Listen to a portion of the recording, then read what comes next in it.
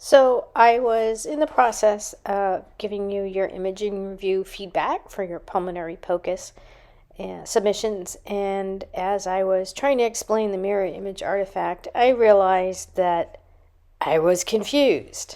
This often happens when you're teaching. You think you understand something, and then when you go to explain it, you realize you don't quite understand it, so you have to go back. And in order to explain the mirror image artifact to you, I had to go back to the basics of ultrasound physics. And what's really cool about explaining the mirror image artifact is it actually requires you to know all of the basics of ultrasound physics in order to explain it. So it's a great opportunity to kind of give you the copious amount of ultrasound physics in a nutshell, to explain this mirror image artifact, and also to give you a general overview of the ultrasound physics that you actually really need to know in order to interpret images. To explain how the mirror image artifact works, we're going to be discussing four main categories of ultrasound physics. First, we're going to discuss the longitudinal wave, and that encompasses the concepts of frequency, the period, wavelength, compressions, and rarefactions. Then the next category will be relationships of the medium that the sound wave's going through to the sound wave itself. That encompasses tissue propagation velocity and tissue acoustic impedance. The third category are the principles of sound wave behaviors. These behaviors encompass transmission, reflection / echo production, attenuation, angle of incidence, and specular and non-specular reflectors. And then the final category is artifacts, and we'll be discussing the acoustic mirror production and reverberation. So there are a few axioms of ultrasound physics, and the first is that all sound waves have to exist within a medium. They cannot exist in a vacuum. So all sound waves will be going through some kind of medium or tissue and then having an effect on that tissue. So the second principle of ultrasound sound waves is that they're longitudinal mechanical waves. And as they go through the medium or the tissue, they interact with the molecules in that tissue, causing them to first squish together as the energy from the mechanical wave encounters them. And then they relax after the wave has passed, that part of the wave has passed through them. And those two interactions of squishing together and then relaxing, the first one where they squish together is called compression, and then the relaxation phase is called a rarefaction. You can see in this slide that the longitudinal wave is in the uppermost part of the slide, and we've rewritten it in the classic sine wave form that everyone is used to seeing because it's just easier to understand. But each one of those peaks and valleys is an area of compression or rarefaction. And when we write it in the classic sine wave notation that we see below the dotted lines, you can see that there are other aspects of the sound wave that are easier to appreciate in this notation. So the first is the number of oscillations up and down. We can see that clearly. You can see in the notation on the left that there are 3, and on the notation on the right there are 7 cycles. So the amount of cycles that we have per second, and time is measured linearly there. That's the straight across line that the cycles go up and down over. The amount of cycles per second is called the frequency. And when we look at each individual cycle, we can also see that the distance between each peak of the cycle, of one cycle, is called the wavelength. And all these two aspects of the sound wave become very important in understanding how it interacts with tissue. So we often measure the relationship between one cycle and another. So the distance between each cycle, again, was called wavelength, and the period of time between each cycle is called a period. It's important to remember that wavelength is a measure of distance between two cycles, and that period is a measurement of time between two cycles. Both of those help us recognize whether a frequency is high or low. So a low frequency would be a wider distance, a wider wavelength, and a higher frequency would be a shorter wavelength. And you can see that relationship outlined in that formula of F equals 1 over wavelength. The reason why we care about frequency and wavelength is because these two aspects of the mechanical sound wave affect how the tissue reacts to them, and therefore what we see on the ultrasound image. So we talked about the characteristics of the mechanical longitudinal sound wave. But when we're thinking about the tissue that it's going through, there are a couple of other physics phenomena that happen that help us understand images. So the sound wave going through the tissue will go at a certain speed, and it's not always the same speed. It actually depends on the properties of the tissue itself or the medium itself that it's going through. So that, and we refer to that as the compressibility of the tissues, how much they can be compressed by that sound wave, and that's very much dictated by the molecules themselves within the tissue, the density of those molecules, and of the medium. So each medium or tissue will have a certain speed associated with it. And also each tissue itself will also put up a certain amount of resistance to the sound wave going through it. Some tissues don't put up any resistance at all, and some tissues put up a tremendous amount of resistance. So the resistance that a tissue demonstrates toward the sound beam is called the acoustic impedance, and it's dictated by the tissue's density multiplied by the tissue's speed of sound. Let's put this into a little bit of practical context here. So we will in ultrasound, we have a sound beam that goes through our tissues in the body. So each tissue has a different molecule characteristic. So that's what we're talking about, that the sound wave has its own characteristics, and when it encounters different tissues in the body, it will behave differently, and that's why we see what we see. So here we have two charts of the tissue itself, or the medium itself's characteristics, the two characteristics we were talking about. The tissue's propagation velocity, or how fast the sound beam will go through that tissue, and the tissue acoustic impedance value. So you can see that for each tissue type, there's a different propagation velocity and a different acoustic impedance.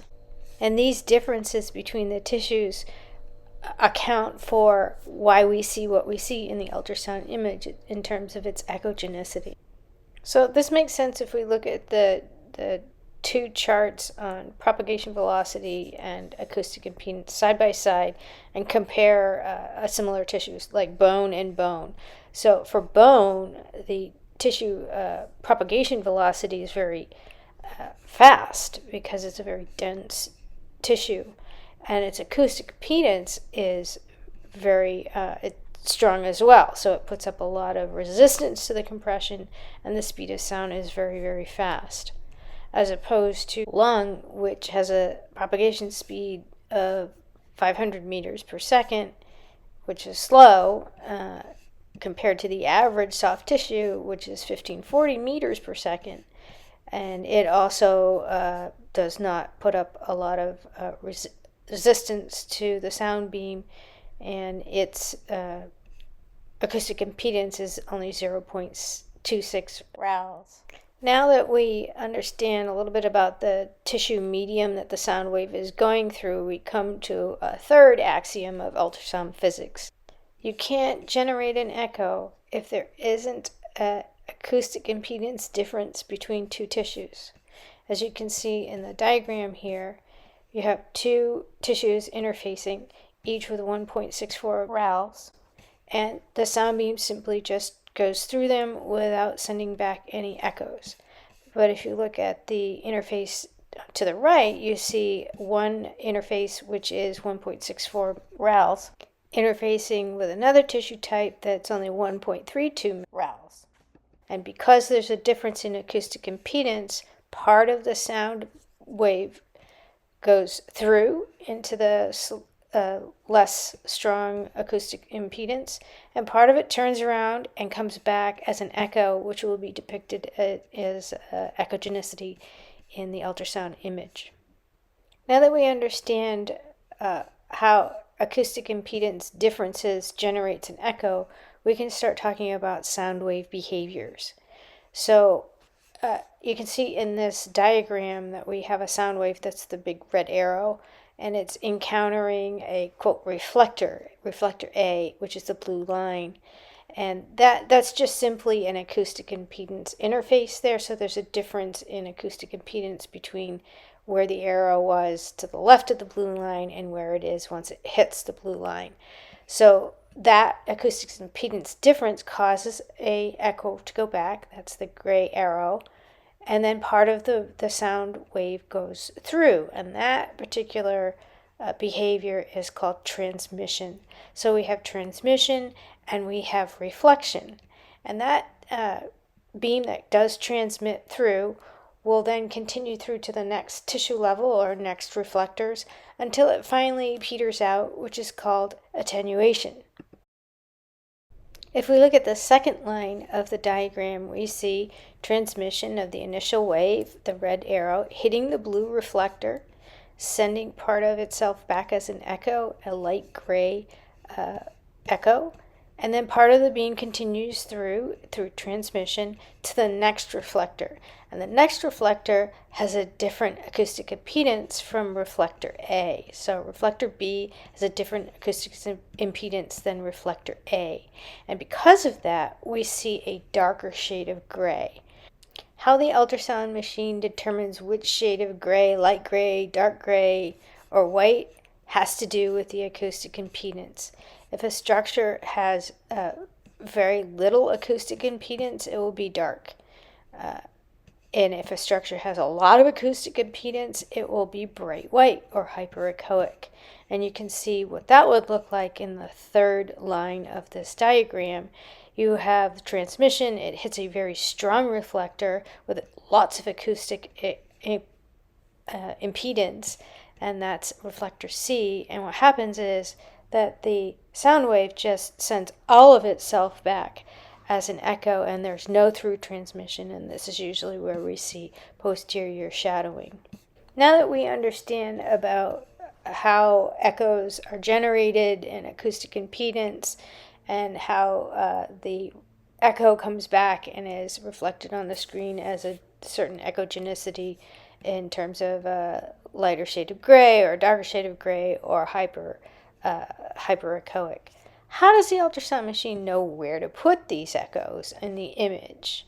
That's the next important ultrasound physics concept of time of flight. The echoes that are generated by an acoustic impedance difference between a reflector and the tissues that preceded it are demonstrated or depicted on the ultrasound image according to how quickly they come back.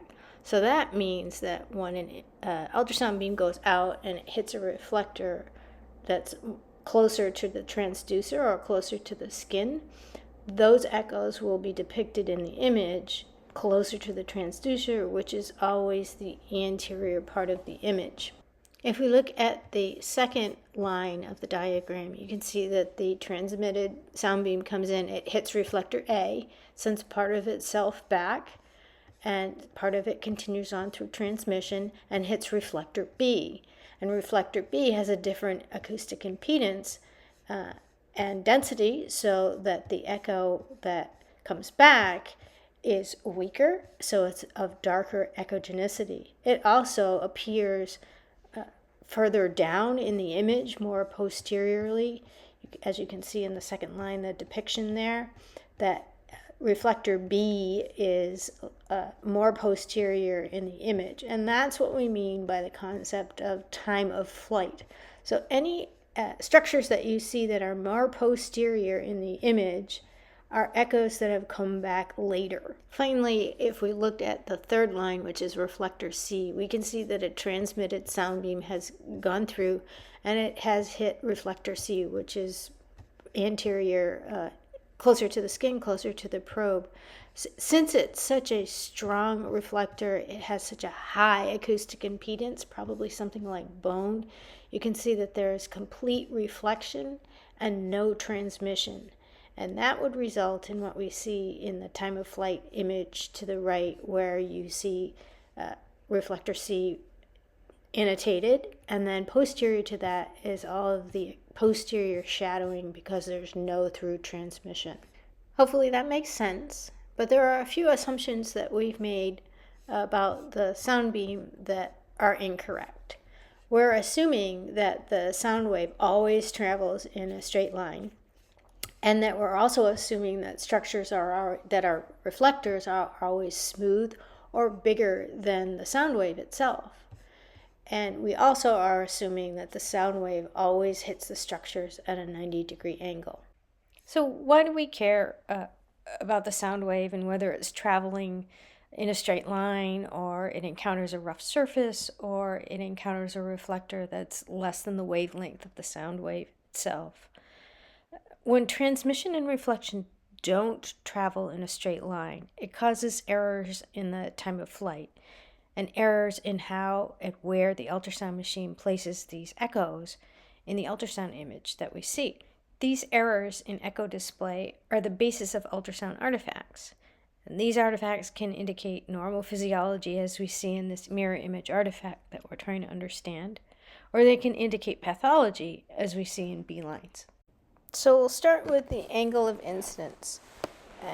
Normally, the angle of incidence to get the best images in B mode needs to be 90 degrees to the structure. And you can see that in this slide in the figure to the left, that if the angle of incidence is perpendicular to the structure completely, you'll get an echo coming back that's full strength and accurate, not distorted, because the beam is coming back in a straight line. If you look at the figure to the right on this slide, you can see that the sound wave is coming and encountering the curved structure at a 45-degree angle of incidence, and that, by the laws of physics, requires the echo to return also at a 45-degree incidence, so that the reflection angle is 45 degrees. And that can cause the structures to look distorted, much like curved mirrors in a fun house. So we really wanted to get clear, accurate images. We really want to be at a 90-degree angle. So this slide shows more clearly the amount of distortion that you can get, and also how unclear the image will be, because not all of the echoes will return to the transducer, because they'll bypass them because of the echo angle of incidence, which is less than 90 degrees. So that's why we would get some distortion to the image. It perhaps wouldn't be as clear, and we definitely want to try and get all of our return angles of incidence to be 90 degrees, but you can't always do that because some structures are curved. The second erroneous assumption that we had about sound beam behavior was that all structures that were reflectors were smooth, and that isn't always the case. If structures are smooth, we call them specular reflectors. If they're not smooth, we call them non-specular reflectors. With a specular reflector, a smooth one, we can very much predict the behavior of the returning echo. If you're at 90 degrees, then the echo will come back directly. If you're at less than 90 degrees, the reflected echo will be at the same angle of incidence as the angle of incidence of the sound beam. So we can reasonably predict where we would see that reflector placed within the ultrasound image, as well as its echogenicity and shape. It's a completely different situation with non-specular reflectors. So non-specular reflection can take place because of the surface of a large reflector is not smooth, as you can see in the figure to the left on this slide, or it can happen because the size of the reflector is smaller than the size of the wavelength of the sound beam. But in any case, the result is that it causes scatter of the sound beam, and we don't have a predictable return of echoes to the transducer according to time of flight. The most common example of this is when the sound beam encounters air, say, such as in the stomach, which we see in the ultrasound image there. All that registers is initial strong reflection of the first encounter with the air, followed by the scatter, and that's all that dirty shadowing and obliteration of all the structures posterior to the initial interface with air. Okay, we've gotten to the point in explaining enough physics that we can now dive into what allows the mirror image artifact to occur. This diagram demonstrates 3 different sound waves entering the liver, each penetrating more deeply than the next. We also see posterior to the liver the diaphragm, the curved structure in blue, and then posterior to that we see the 2 pleural layers, and then finally posterior to the 2 pleural layers we see the air in the lung. At A we can see a sound wave coming in, the black arrow, and it's entering the upper part of the liver. As it encounters the liver, it sends part of itself back as an echo, and the acoustic impedance of the liver is moderate, so the echogenicity is a darker gray. At B, we see a sound wave coming in. It's penetrating a little bit deeper, right at the diaphragm, and because it hits the diaphragm and the acoustic impedance of the diaphragm is high, the echo coming back is bright white or hyperechoic. According to time of flight, since this sound beam penetrated deeper into the tissues, it takes longer for the echo to return and be displayed on the ultrasound image. So that's why it is displayed deeper in the image, as you can see annotated by B in the ultrasound image. That's all pretty straightforward. It's only when we get to C where the ultrasound beam penetrates a little bit deeper past the diaphragm and encounters the pleura and the air interface. This is normally where we would expect to see posterior shadowing because the 3 reflectors, the diaphragm and the 2 pleura, are so strong that we would expect to see most of the transmission turning around and coming back as an echo, but that's not what we see. Instead, we see duplication of the liver posteriorly at C in the ultrasound image, and you can even see duplication of the diaphragm posterior to that, as well as a 3rd liver. There are 2 physics phenomena that account for this duplication that we see. The first is mirroring, and the second is reverberation. In this diagram, everything that's gray, white, or blue is responsible for the mirroring. The interface between the air and those strong reflectors creates the mirror, and it mirrors everything that the ultrasound beam encountered before the air interface. And that's why we see liver and diaphragm duplicated. But why is this duplication so posterior in the image? Why is it where the thoracic space should be? That has to do with the ultrasound phenomenon of reverberation and time of flight. So we see in this diagram the sound wave coming in, the black arrow, and it hits the diaphragm, and some of it continues through into the 2 pleural layers. Between the 2 pleural layers, because they're so highly reflective, the sound beam actually bounces back and forth several times before it sends an echo back. This is called reverberation. This causes a delay in the return of the echo, which will register in terms of time of flight as a deeper structure than it actually is. And because the posterior part of the image is actually the thoracic space, which is now acting as a mirror, the ultrasound machine now registers that returning echo, which is delayed by reverberation, as in the thoracic space. And that's why we get the mirror image artifact. So keep in mind the significance of the mirror image artifact is that we can only have it if there's normal aerated lung in the thoracic space. You can't have mirroring without air there. So if there was pleural effusion or lung consolidation, you wouldn't have that air and you wouldn't have the mirroring. So in a nutshell, we've been able to explain the mirror image artifact by giving you the real basics of ultrasound physics.